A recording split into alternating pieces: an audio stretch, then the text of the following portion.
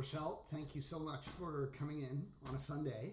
So you came to the Okanagan in the late 1990s, is that right? Yeah. And tell us how you got here. Tell us the story of coming to Kelowna and Peachland. Well, first I just want to say thanks for having me here. I'm super excited. Back in 99, my thoughts were is that I was always going to be an entrepreneur, and I just decided to look at the EDC reports, and Kelowna was the most challenging place to live. And I think it was also called sometimes Broken Noggin, and I took that on as a challenge. So, and I'm still here, and I absolutely love it, broken noggin or not. I being in that situation of wanting to be an entrepreneur and challenging, I just dove into the deep end, and like I said, I'm still here, so I'm right. excited. So you told me your husband and you discovered that in the late 90s, Kelowna was like the most difficult place to make a good living. Yeah, absolutely. In the province. Absolutely. And you chose it for that reason. Yes. At the time, it wasn't my current husband. It was a different relationship. Okay. But that's okay. That's okay. I can see the same, so no problem. Yeah, absolutely. But my husband and I now have been here together for 16 years. He came out here in 91, and this was the area that was green leaving Ontario. So it's kind of neat that we ended up both not being from here, but met here. So. Right. Have you always been someone who gets excited by a challenge like that? Like most people, I assume, would say, well, that's not the best place to go if we're going to try to start a business, but it seems to motivate you. It sure did. Kind of counterintuitive for me. So have you always been that way? Yeah, absolutely. Do you remember the first time like an adult said to you, why are you doing that? You should be doing the opposite. Actually, several times. It probably made me somewhat more of a black sheep in my family because I would do all sorts of things. The first time, probably, I'm going to say going back to about grade 6 or so, and one of my teachers just sort of pulled me aside and told me that I had so much more potential than what I was producing, and so I took that really to heart, joined up in the peer counseling program, and just started to help other people with their struggles. Being an extroverted introvert, though, that is a challenge in itself, right? I like my people surrounding me, but then I also had enough. I need to have a barrier around me. So, yeah, I think the desire to achieve things that other people are too scared to do, that intrigues me. I'm not sure why. It must be something in my brain. Right. Because it's kind of fun. Definitely. And then also to be able to inspire others, to empower them to say, well, if you thought that was impossible, I'm going to show you that I am possible. So, yeah. It's true. A lot more things are possible than we tend to believe. And especially the way kids are raised, a lot of times it's kind of like, well, that's impossible, and kind of a narrow view of what is possible. So, you mentioned you're like both extrovert and introvert. Yes. And I went through a big part of my life when I thought I was definitely an introvert. But then I realized my cat, just so you know. Oh my gosh. He is bred as an outdoor cat, but he was born in a condo. So he's been outside like 3-4 times. And now, I think it's like he's really upset when he can't go outside. So I'm gonna give it a shot. I feel like I'm torturing him, you know, because he bangs on the glass, and he does this every single day. Well, part of my work, we could play and have an experiment and do some muscle testing to be able to give him the confidence that he just needs to only stay on the porch. Yeah. He, the last time I let him out, about 10 days ago, he did this, kind of sniffed around, and then he went down a step, and he keeps looking back at me, like as if he's asking for permission, but he's very slow. He's not like trying to take off. I don't think he's trying to escape this house. He's very loved and loves everybody in this house, but he just has this overpowering desire to explore. Well, he's a wild animal. He's beautiful. He's like a little miniature black lion, almost. Yeah. Very great. So, tell us, in your opinion, what is the difference between introvert and extrovert in the way of thinking? In the way of thinking? Well, an extrovert has that either one has more confidence than the other, but an introvert is okay to be around in groups. And sometimes that's how they get fed on all levels of emotional or even in a chemical part of as far as how the brain works. Whereas an introvert, they may want to be a little bit more reserved and they are okay to be by themselves. And sometimes if an extrovert is out of balance, it's like they can't function without people. That's just my personal opinion. And it's interesting raising a 15-year-old son who has claimed himself as an introvert. And now he's starting to do these personality studies and watching a lot of YouTube and reading a lot of different articles from the medical journals and also from the holistic world, which it intrigues me completely because he's now starting to teach me some things. And he really gets excited to have conversations with me. But if you put him in a room with people he doesn't know, it's not that he's insecure, but it's like almost like he wants to guard himself a little bit more. And having my second son, who's far more of an extrovert, he doesn't care. He'll just put himself out there and be all excited and wants the limelight to be on him. Whereas the introvert doesn't need that. It's like they're not fed that way. So it's neat to see within myself now. I mean, I lived most of my life being an extrovert, wanting to be around people. And now that I'm starting to become a little bit more filled with wisdom, I can feel myself, that it's okay, that being by myself and being alone by myself and having solitude is a powerful thing, whereas I thought it was a weakness. So whether you're an introvert or an extrovert, it's just about knowing yourself and being able to nourish yourself in a way that you feel empowered to who you are. Right.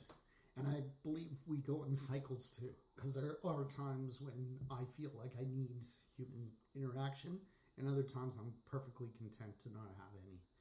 Yeah. Just be with my books and reading and so forth. So. Absolutely. Well, and that's, you really touched on something that I'm passionate about as far as my work, is because part of what my goals and passions is to help people to understand that we are constantly in cycles. And the earth is constantly in cycles. And when we can attune and align ourselves with those cycles and start to understand, then we can have that confidence of like, hey, I am okay. This is just where I'm ebbing and flowing right now, and not forcing ourselves into a situation of dis-ease, like literally dis-ease. Right. And that's when disease starts to come in, is when we aren't in alignment with where the cycle of the earth is or where the cycle of where we need to be. Besides accepting where you are, what are some ways that we can be confident and comfortable? So, because circumstances change, and as you said, life goes in cycles for ourselves, for the planet. How do we get out of a state of constantly being, this isn't right, I need to correct things, I need to, that kind of frantic, modern way that people have of dealing with life sometimes? Like, I need to correct this. I need to buy something. I need to attend a workshop. I need to take medication. I got to fix this to a more peaceful and accepting state of mind. Yeah. Well, you've actually really kind of answered the question right there, is that it's like becoming aware of that and starting to understand that when there are cycles happening and the seasons are happening, is starting to pay attention. And in my work, I actually call it play attention. If we start to look at life as more from an analogy of a game, and looking at how we show up as a person, as a player in this huge universe, what we can start to see is patterns within ourselves. And it's really about taking the time to do some self-discovery and starting to look at self and stop comparing yourself to others. That is where I find a lot of my clients have that stress, is that they don't have the horse blinders to just look at with themselves. Often we have a lot of our own inner answers. So my encouragement would be to spend some more time in nature. Enjoy technology, but understand that you can restore that balance, where you can now start to look inward rather than always outward. And I believe that society has started to condition us to always be looking outward, that life is supposed to be this competition. And I think that you're starting to see a shift now that we're coming from a sense of creativity. So my encouragement would be to come from a place of creativity and follow your own inner self, and if you feel out of balance, start to listen to yourself. I don't know how many people and how many listeners here today are journalers, but that's one of the tools that I use, and one of the ones that I really encourage my clients to do is to journal and to write things. Start to explore that. And nobody knows the right answer except for you. Right. What do you think about social media? Because I'm curious because you mentioned that life is often seen as like a competition and constant comparing yourselves to others. What is your thoughts? I want to hear what you have to say, and then I'll say. Okay. Social media, to me, I feel is a tool. And sometimes this tool is misused, but like any other tool with that sense of creativity, it can be used for good or for bad. And for me personally, in my personal life, I have taken off all my notifications to safeguard myself from being distracted constantly. Yes. And as far as my children are concerned, it's only my eldest that has access to social media, as far as having an account set up. Through gaming, my two other boys do. But as far as social media is concerned, I think that we start to look at it as that it's a tool that we can use to empower people. I know that I play a lot on social media, and I put a lot of, because I'm a mom of 4, I use it as a tool to help me meet my needs of building my business without sacrificing a lot of time without my children being alongside of me. And so, it's just like anything. There's good and there's bad. Yeah, definitely. And I think it can be dangerous for people who are naturally more introverted because you tend to consume content much more than you produce content, and that human tendency to kind of compare ourselves to other people. Some people do post their problems, but most people post the positive things that they want to share, which is totally legitimate and nice. But we can tend to have the viewpoint that everybody's life is perfect and ours sucks because we're only seeing this constant stream of, happiness and great photos, and, film is free now, so you take 100 photos, you post the best one. You didn't see the other 98 that, No, and I think you brought up a really good point, because I think social media can be a vessel for people to really start to look at the negative side and to compare. But I think if we were to use it in a way that if those people that are posting some negative stuff, it's funny, I was just at my hairdresser the other day, and she was going off about some of these people who are, let's get behind it, hurt people. And sometimes we could look at that as a cry for help. And how can we serve this person? And some people, let's just face it, until they're ready to help themselves, there's nothing anybody else can do. Right. And so I tend to block people who get too negative because I don't want to participate. Makes right? sense. Going back to my analogy of life being a game is that the player that I want to show up as is somebody who is here to empower. Yeah, I have really... Can I say shitty? Yes. I do. I have shitty days. Yeah. But without my tools of kinesiology, I wouldn't know how to rebalance myself and to get out of those. Because let's just face it, we can't enjoy the sunshine and the warmness of the summer without knowing what the coldness and the darkness of winter feels like. Right. And we can't live in one or the other. Our body becomes deficient. And we have a long history of being nomadic people. Maybe not necessarily currently now, but in the past. Definitely. So, it's in our genes, like the desire to travel and explore and discover. Connect. Yeah, and connect with different cultures. And yes, definitely. So, and I think it's great advice to turn off notifications. I mean, I've talked to people who do social media for a living. Like, that is their business. They help people promote, and they're on it all the time. But even they tell me they turn off notifications because they don't need it. Like, they have a schedule, and they're on, and they're doing their work when they're doing their work. And, it's kind of twisted, but they actually have had people on the inside of these companies, Apple and Facebook and Twitter and stuff, and they actually would hook up electrodes to people's brains and see what sort of a notification badge and sound creates the greatest release of dopamine to make it the most addictive as possible. And I noticed since I turned off notifications, like, I might be like, oh, I haven't checked it in like 5 hours. I posted something. I wonder if anybody likes it. But I'm not getting notified every single time. And it just fuels that kind of addiction. Right? Absolutely. Well, and by doing that, what I feel like we could encourage people to do is that you're taking your power back. Yeah. And you're not submitting to this time vampire and feeding that. And it's not that I want to say that it's evil, but in a sense it feels like it's kind of evil and dark, because now it's like, well, I'm not going to just finish washing the dishes or just finish this meal. It's like, I've got to race over. Yeah. And it's funny because I think I've seen a post years ago about a cell phone being called a cell phone, as in the adjective being called like in a jail cell. Oh, yeah. And that it was sort of like literally that. It captures you and it makes you like a prisoner to it. And so that's something that I noticed for me was feeding my addictiveness of, oh my gosh, I got to go and check this. And then also looking at outside approval rather than my inside approval. So that would be something else that I found through my personal development over the years as social media has become more a part of my life, that I need just to focus on my inner game and not care how many likes or how many loves and all that kind of stuff. Although you're right, that dopamine feels good. Yeah, it definitely does. So tell us what kinesiology is. I think it's one of those words that most people have heard, but very few people could actually tell you what it is. Okay. And because you're an expert in kinesiology, I want to ask you, what is it?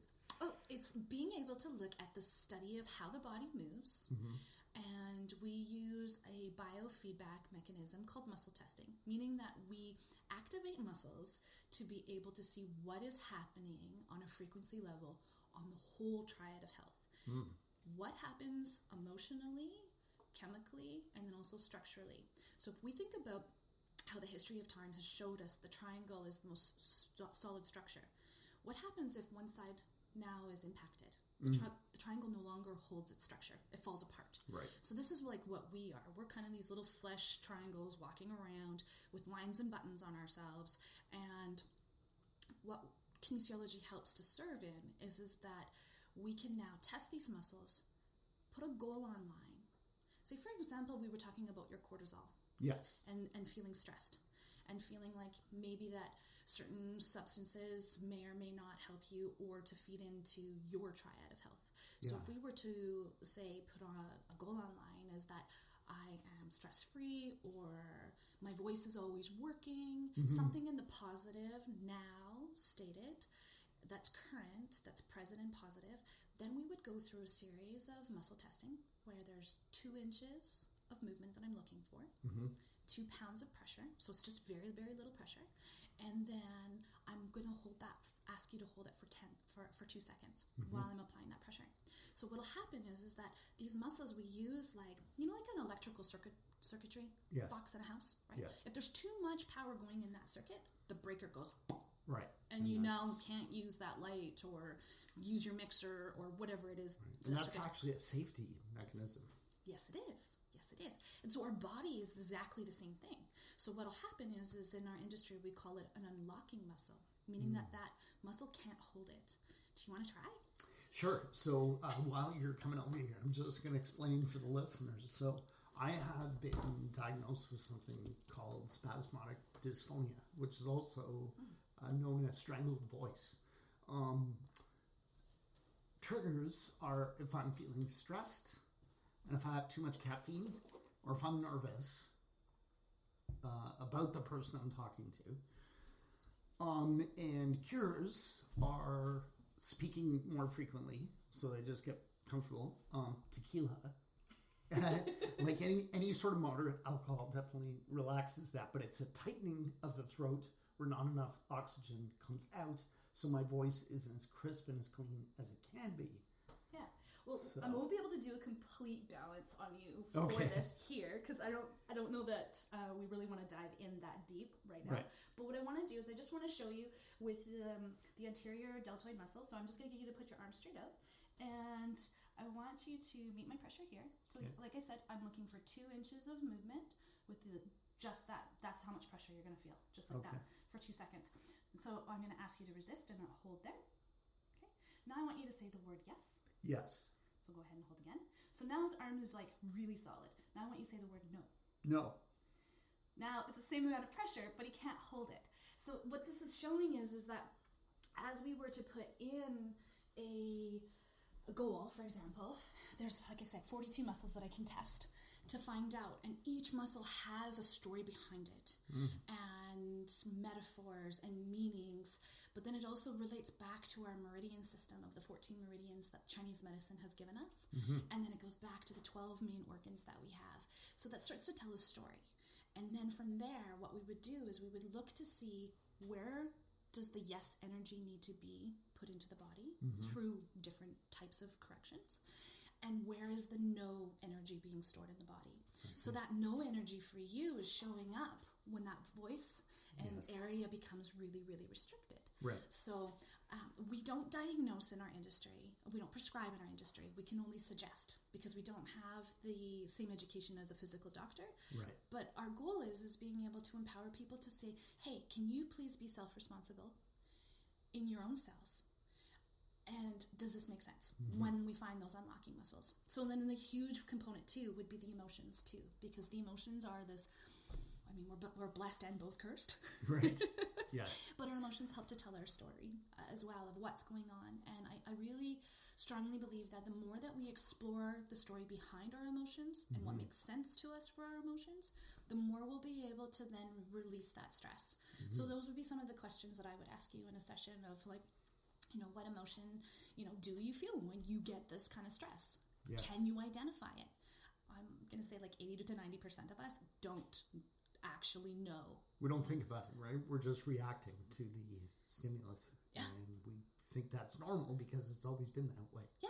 Yeah, and you brought up a very good point, is that when we can start to create rather than react, meaning to put ourselves in a state of pro-creativity rather than reactivity, life becomes so much easier because we're able to take ourselves out of the situation and then being able to then see a solution from more of an observer's, being more of a witness. It's like, well, why did I get really upset when that person fingered me and I blew the light, you know? Like, Right. So it's just, encouraging more of that self-responsibility and being like, well, what did my actions really produce? What results did I experience? So it's self-awareness, and it's very interesting because I live with 3 females, 4 if you count our other cat who is super shy. So Henry, you notice he comes right up to you. Yes. Says hello. Chloe will take about 2 days to come out and say hello to you. She's super affectionate, but very nervous around people. But I noticed, you know, just through age and through years that things that upset some people, I find it to be totally ridiculous. It doesn't make any sense to me. And then things that upset me, people are like, why would that bother you, right? And I think that's the human condition, right? We have these weird emotions. So discovering what is causing the reactions in our bodies and in our minds is a good thing. Absolutely. Right? How long does it take for someone to kind of uncover these situations, like my voice, for example? And honestly, over time, it's gotten better. But I know, like, there's certain triggers where it's really bad, and I hate it. It's frustrating.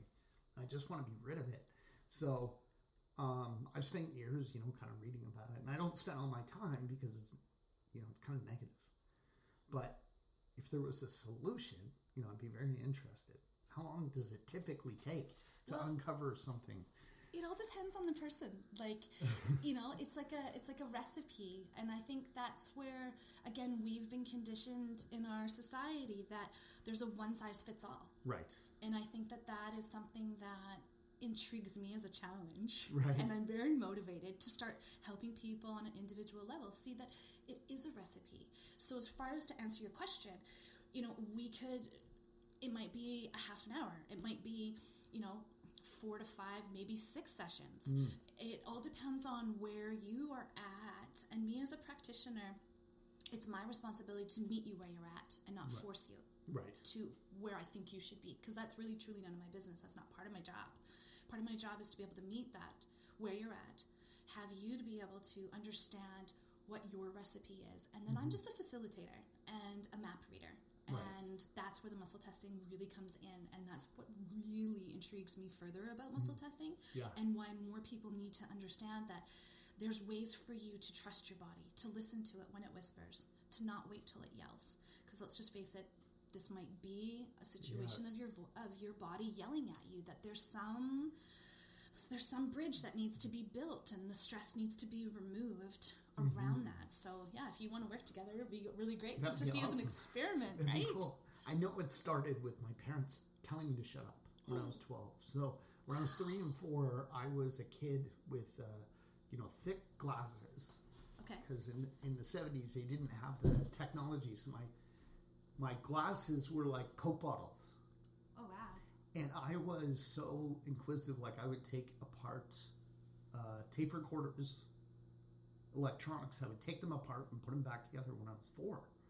And I would question everything at the dinner table. And my parents said, you are going to be a lawyer when you grow up. You're so inquisitive. You're so logical. Then when I was 12, they were going through a divorce, and it was like, shut up. Nobody wants to hear from you. And that changed. So I've had this kind of split personality where I've got so much to say, but I don't always feel comfortable opening my mouth. You see what I'm saying?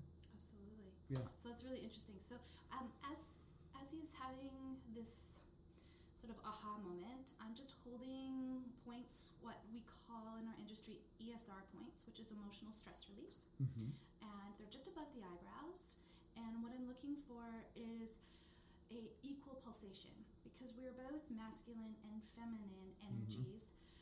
I'm holding both sides to be able to honor that, and just allowing a pulsation to happen where it's equalized. It feels like a drum beat on both sides, and we're just about there. I'm going to ask you to take a sip of water, because we are electrical beings. We need hydration in our bodies in order for all the circuits to start talking to each other and to come together as a cohesive unit. True. Cool. As soon as you took water, there was like a different pulsation. I don't know if you can feel that. No. That's okay.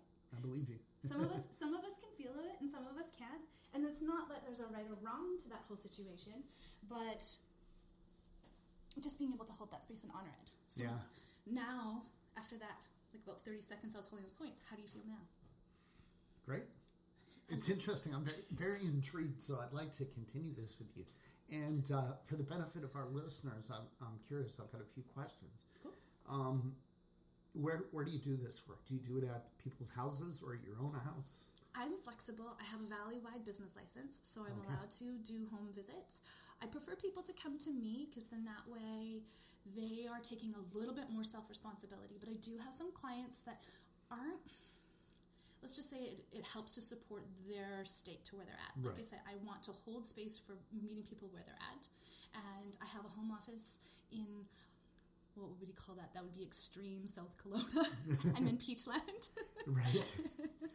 And the idea for me is that because I can be mobile, I can meet people where they're at. And I get really excited just for people to be open to this. Because let's just face it, I think we've been really conditioned to always look outside of ourselves and not hear those listening little bits. And it's like I said, so I'm just like a facilitator to help, to empower others to start to go, hey, what can I do? And so this tool that I just did, you can do anytime, anywhere. And it's becoming aware of the pulses on the two sides of your forehead. Yeah. Is the goal of that. Yeah, absolutely. And now, we've also been conditioned to never really put a lot of energy to the negative. But what happens is if we do put some energy to the negative with the intent to help to clear it, then we can make room for the positive. Right? So by holding those points, you would then, focus on that area, see what comes up, explore it, because you had mentioned frustration and anger, and there might be a little bit more deeper, because those are tending to be secondary emotions, not primary emotions. So I would encourage you to hold those points and feel that hurt, to feel that, maybe not necessarily neglect, but rejection, possibly. Does that make sense? Rejection, fear, because my mom could get violent, even, So this, it's this fear of, like, if I say the wrong thing. But it's not all the time. It's kind of strange, you know what I mean? A lot of times I'm perfectly confident. But there are certain triggers I notice sometimes, and it's like someone putting their hands around my throat. My mom never did that. She would, smack. Yeah. That was her thing. But that's what it physiologically feels like when this happens. It feels like the air is being compressed, right? So, anyways, that really was wild. more than I expected to say. Usually I'm asking a ton of questions. So how did you get into this work? How did you discover it? Tell us why you have such a passion for it. It's obvious that you love what you do, but how did you discover it? Do you remember when you first read something? Well, I'm going to say as a child is when it started. My step-grandfather at the time would tell me some really wild things about my grandmother. And it goes back even further. When I was about 2.5, 3 years old, I remember the first time I had felt energy. And I felt like it was because I had these gloves on my hands. And I was trying to almost like, not in a violent way, peel off my skin, but it was like I was like pinching my palm and I was trying to say, okay, that just felt too weird. I couldn't articulate at the time. And then it was a couple years later that I remember my grandfather saying, oh, grandma's off to help somebody. She's going to go and touch them. Her hands are healing. And it triggered me to go back to that point. And I was like, well, how is that? So then I started to practice by just touching, usually around the neck and the shoulders. And I don't know if she was actually ever giving me lessons per se. That part of my memory isn't very clear to me. But what I do remember is that after that point, when I did touch people, they would say, wow, that feels good. And I would just play with it. And then entering into my teens, it was too weird for people, and I shut that down. That's where that introvert part comes. It's like, oh, I got to be safe. I can't share this anymore. So people kind of reacted a little strange when you would bring this up. Yeah. Because they couldn't relate to me. It was too weird. Yeah. And I was already weird enough, so that just added the icing on the cake for my weirdness. And you're obviously, as a mature person now, much better able to articulate what you're trying to say. Absolutely. Communication, I mean, it can be difficult. Oh, it can be. It can be, especially when we're not taught how to articulate things or how we are maybe not using I feel when because and tools like that we now are having more and more prevalent. And so then I was just sort of keeping it the secret as myself, and then I decided that I wanted to be an exchange student at 13 and started to save and got a job. And when I started to study the Buddhist culture, that is when it really started to be prevalent in my mind of like, we are all energy. And Buddha said it greatly, when the candle blows out, it's still there, it's just changed form. Right. And so that started to really encourage me in ways that, and I mean, I would see things that nobody else would see, and I would hear things that nobody else would. And it wasn't until I had started to hear some really good feedback from another person that was already in the industry. And I went, I procrastinated about getting an appointment for myself, but I knew that the stresses that I was handling, I wasn't handling and coping as well as I could. And so I thought, well, what do I have to lose? So I booked a session with a practitioner, and she sat there, and it was great. And this might come off, but all she was doing was reading out a book and then telling me to hold here and then moving me here and then asking me to sort of like I was doing with the yes and no with you. And I was like, I could do this. And so I went for a few more sessions, but every time the classes came up, my life was in chaos and I couldn't attend the classes. I was too busy having a baby, or there was that stretch, right? Or the finances weren't there for me. And I had all this negative self-talk, right? I'm stuck in my own head. And so then finally I'm pregnant with at the time I didn't know it was a daughter. This is going back about she'll be 4 in May, so this is going back 4 years ago now. The classes were never lined up the way that they were. It was like the universe opened up for me, the seas parted, the sun came out, and levels 1 through 4 for Touch for Health were all like, it went January, February, March, April, or maybe it was February. Anyway, regardless, the point is that the classes were all lined up, and then I just said to my husband, I said, this is not negotiable. I'd already had the textbook for a year, couldn't understand it by myself, and I was warned by the instructor that, yeah, you can have the textbook, but it's too much information at once. Your brain's going to frazzle. And I was like, really? You don't think I'm, like, my mind, my ego's like, I'm intelligent enough. What are you saying? Like, biology and chemistry were my favorites, right? When I was in high school. And so, yeah, the classes all lined up. I took them out in Rochelle in Kelowna, And because the International Kinesiology College has been created for layman people, meaning people who just want to know more. I just started my journey, so I did my 4 levels. My daughter was born, proficiency, where you are in front of faculty, showing your stuff, sharing your case studies. I passed it with my daughter nursing and in the room and everything. And then it just, I'm going to quote one of my instructors, it was my gateway drug into kinesiology, Touch for Health. And then I've continued on with another 8 levels of other courses in the kinesiology field, taking my instructor's course just last February, and now it's like no one can shut me up about it. That's awesome.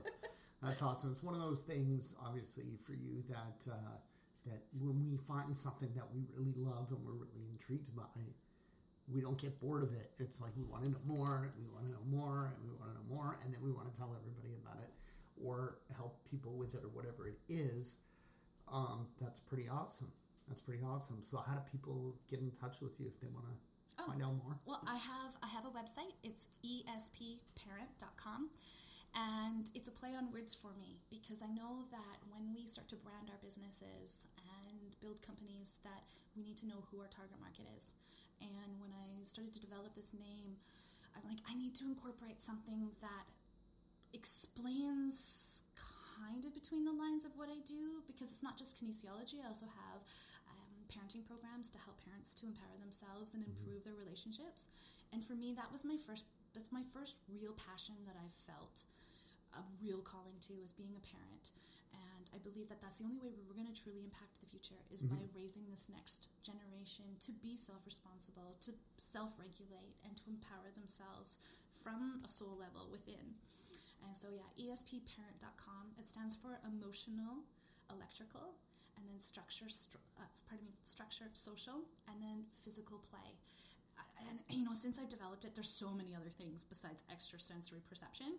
But like I say, it's kind of a gimmick that I thought was funny, because if people aren't on that plane of thinking, then they don't want to connect with me. And I'm okay with that, because I'm not for everybody. Right. And like I said, I really believe that when we can parent and meet our children as equals and respect them first, then they learn what respect means. And then that's going to ripple out, right? It's going to just be this huge ripple. And it makes sense, because your journey through kinesiology is connected with being a parent. Like you said, you were breastfeeding during class or the exam? During my exam. During the exam. So, I mean, right? It's really deeply connected, the two things, being a parent and this skill that you've been developing. Absolutely. Well, and it's interesting that you brought that up, because while I was pregnant, at the time, like you said, I didn't know it was my daughter. I was being really watched by an MD, and I had a midwife, and our ultrasound didn't come back the way that it was supposed to. And so I was being basically prepped for having a child with special needs. Her head was maybe not going to be formed the way that it was supposed to be. So this was from ultrasounds. They had concerns. They had concerns, her femur wasn't, like her big leg bone, wasn't measuring where it was supposed to be. Her stomach was coming up really small. And so the fear was being instilled in me that there was something wrong with this baby. And I was never told to abort or anything like that, but I was just really prepared that, there's going to be something wrong with this child. Had I listened to that, I could have possibly manifested it. But what I did was I took that stress of mine. As I mentioned to you before, we can set up goals that are something that's creating stress in our lives. And so I would go to my class and I would say, this is what's going on with me. Help me word this in a positive way so that I can remove the stress around it. And to see my daughter now, you wouldn't even think that I was ever told those kinds of things. And this is what really solidified my belief in this work, is that my midwife couldn't believe it. The doctor that I had to be under care, I haven't had a relationship since, but what I want to speak to is that there are mothers that are experience this kind of thing. Technology can be right and serve us, but it can also be wrong, just like anything else.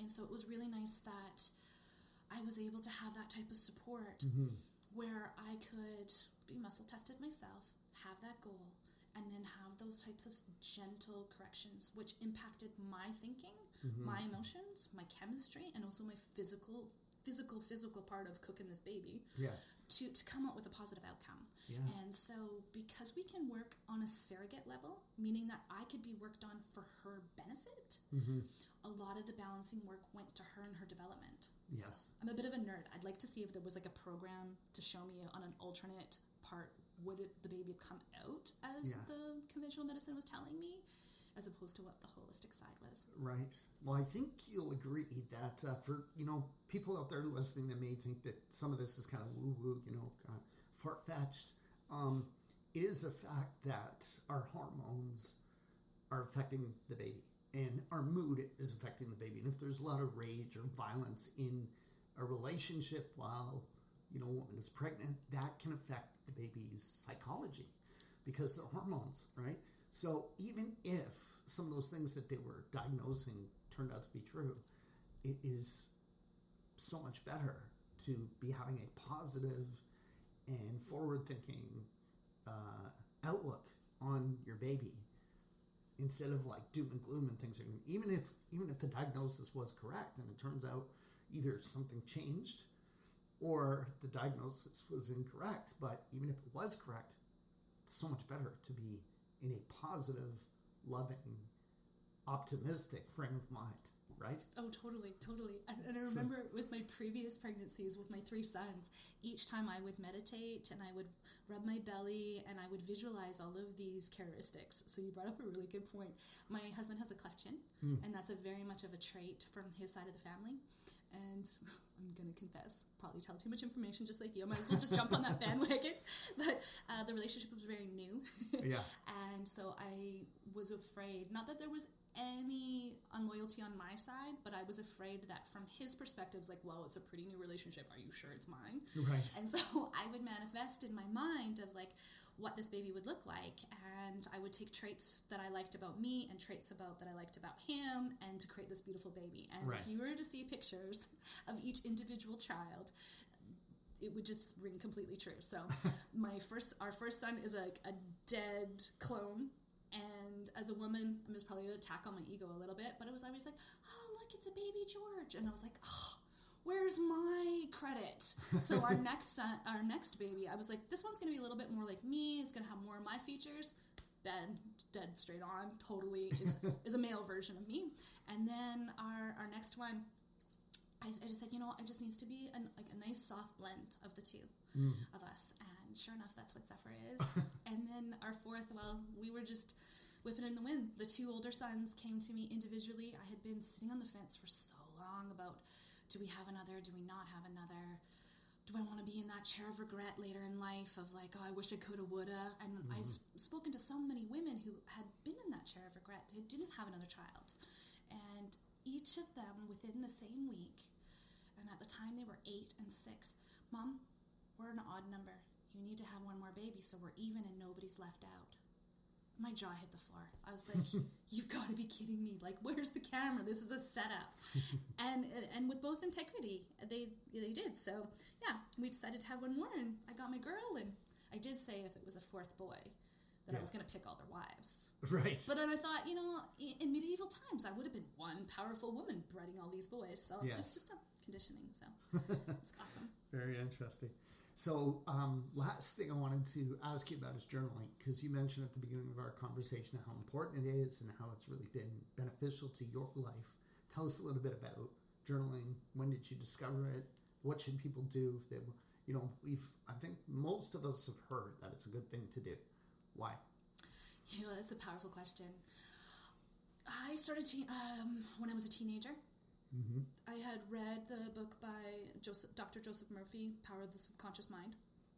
And that's a very heavy read for a teenager. But like I said, I think I've always been a kinesio geek at heart, and it's just taken some time for me to unfold and bloom into that path.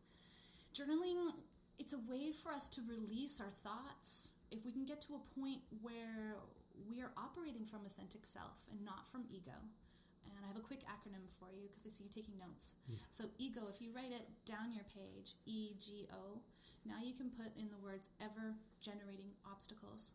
So when we're operating from ego, we're constantly putting things in our path that are going to stop us from where our real, like where our soul path is, where we want to get that passion in our lives.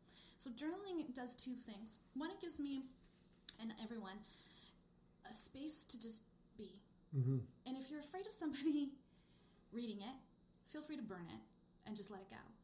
And the second part is that it's almost like when we either speak something out loud or write it and speak it out loud together, now we're standing in our power and our self-responsibility that, hey, universe, this is something that I really want, or being able to release it. Mm-hmm. And so journaling, like I said, I've been doing it since I was a teenager.